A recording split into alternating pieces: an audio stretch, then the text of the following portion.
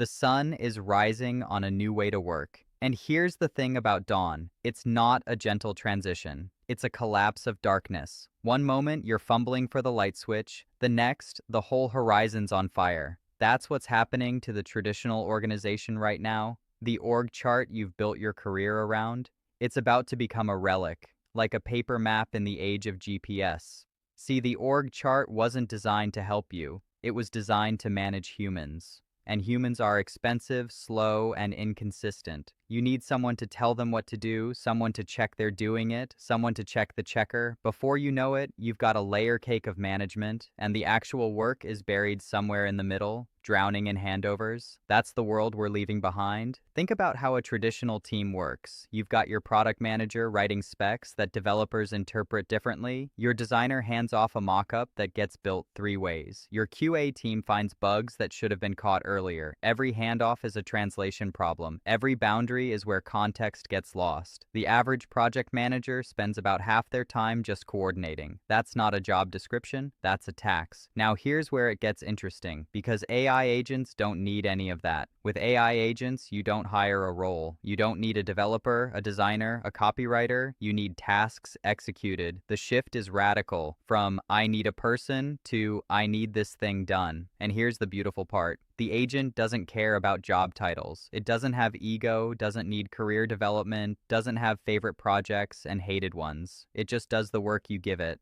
But here's what replaces the manager. What replaces management is orchestration. A manager motivates, supervises, corrects, and prioritizes humans. An orchestrator does something different. They maintain context. What's the business actually trying to achieve? They route work. Which agent handles which task? They validate outputs. Does this meet the standard? They handle exceptions. Something broke. The human steps in, and they evolve the system. As you learn what works, you improve how everything connects.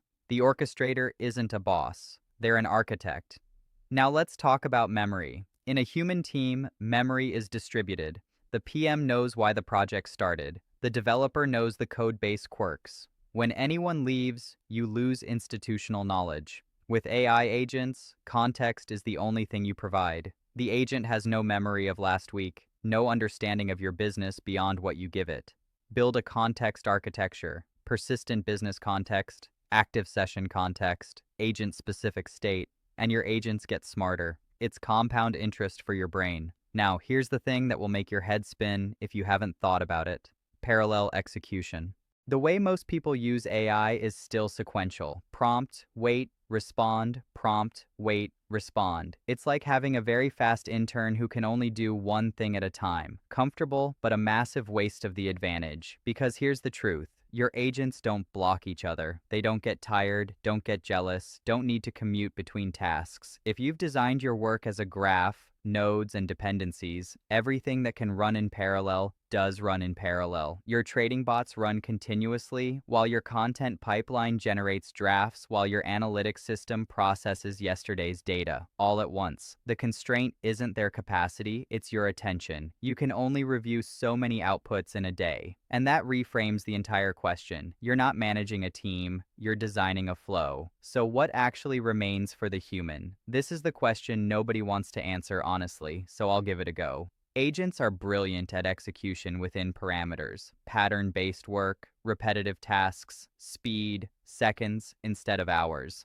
But only humans can judge novel situations, the ones that haven't been seen before. Only humans set strategic direction. Which businesses to grow, which to kill. Only humans build relationships that require trust. And only humans do quality arbitration, that ineffable sense of this is right that agents can't replicate.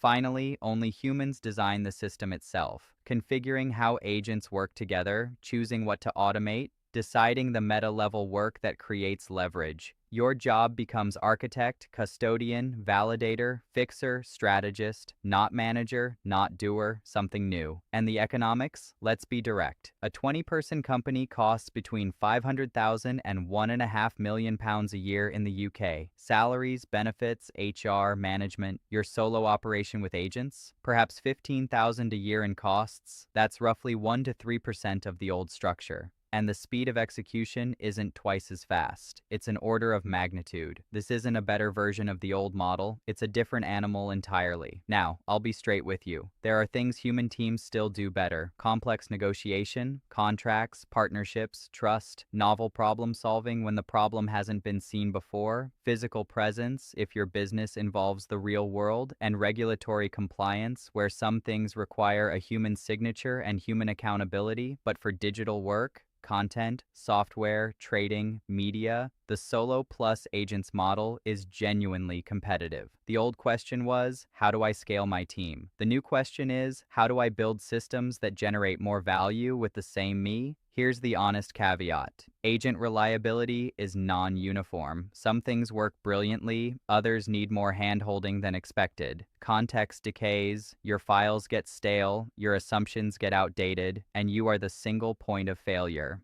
If you're not around, nothing runs. That's the trade-off. But the direction is clear. The org chart is dying, not because AI is coming for your job, because it's coming for the structure that made those jobs exist in the first place. The question isn't whether to adapt. It's whether you want to architect the future or get left squinting at the sunrise, wondering what happened to the darkness. Next time, we're going to look at something practical. If orchestration replaces management, what does a day actually look like? How do you structure your time when there's no team to manage, no stand-ups to attend, no performance reviews to conduct? We're going to build the daily rhythm. See you there.